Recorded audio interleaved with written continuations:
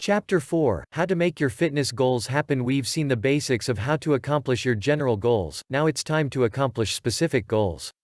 For this chapter, we're going to look at fitness and how you're going to apply the principles we've discussed to getting into awesome shape. So the first thing you need to know is why you want to improve your fitness and what you want that to really look and feel like. Is your goal to get fitter so you can play sports again? Do you want to look awesome for your own satisfaction? Do you want to be powerful so that you feel more physically intimidating? Do you want to be healthier? Or maybe attract members of the opposite sex? And what is your current situation?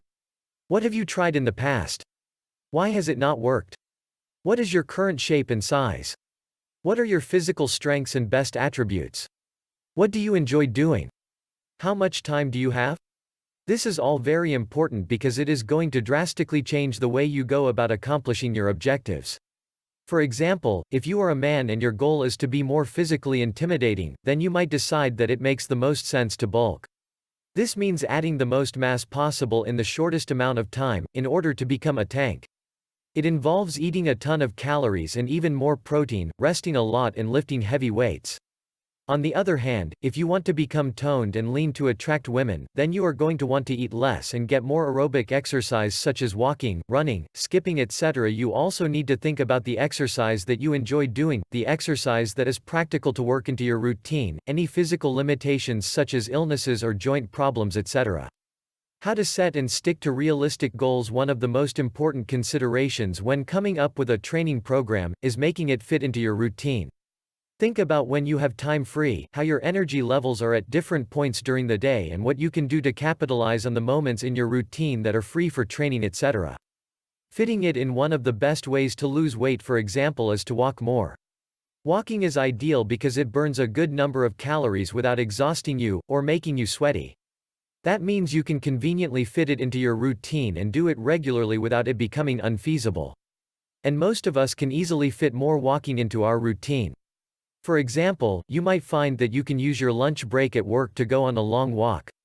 If you have 60 minutes at lunch, you can eat for 10 minutes and spend the other 50 walking. It's best to walk at the end of the 60 minutes. A 50-minute walk each day should easily be enough to hit your 10,000 step goal, which is around 5 miles, and should lead to an additional 3,000 calories roughly burned each week. That's the amount of calories you normally burn in a day. More importantly, it will build your fitness significantly, give you more sunlight and fresh air, etc. So forget trying to do intense HIIT workouts 5 times a week that leave you exhausted. Just go for a nice walk that will conveniently fit into your routine. Likewise, you can fit a walk in by getting off the bus early, by walking home from work, etc. The same goes for diet. I always advise clients to stick to a rigid diet only in the morning and at lunch. Why? Because most of us will want to make our evenings a time to enjoy a fun meal with our partners. Or we want to go out with friends and enjoy pudding. Conversely, breakfast and lunch tend to be more functional, eaten alone and in a hurry. That means you can much more easily reduce your calories or your carbs at this time during the day and then cut loose in the evening. Think about ways you can make this more convenient for you too. If you pass a shop that sells protein shakes in bottles each morning, then maybe switch your morning coffee for a morning protein shake. This is ideal if you find that the thought of mixing your protein shake and getting it all over the floor potentially is putting you off of actually eating it. Another example might be to work out from home if you are struggling to get to a gym, or to take up swimming if there just so happens to be a pool next to your office. Enjoy it. Your exercise should be something you enjoy. If you have tried and failed to build lean muscle with weights, then clearly you're not cut out for it. Apparently it just doesn't appeal to what you enjoy. But all of us should find there's some form of exercise we enjoy. Maybe you should get yourself a pair of parallel bars, which are very cheap, and take up gymnastics or hand balancing at home? Or instead, how about taking up rock climbing? Rock climbing is fantastic for building big, powerful muscle, particularly in the lats and forearms. Maybe you'll find you love boxing. Getting yourself a heavy bag is a great, enjoyable way to build big shoulders in particular. Or maybe you might be cut out for powerlifting? Whatever the case, find a form of training. This is what all the most powerful people with the most incredible physiques have in common. They don't just love being big, they love getting big.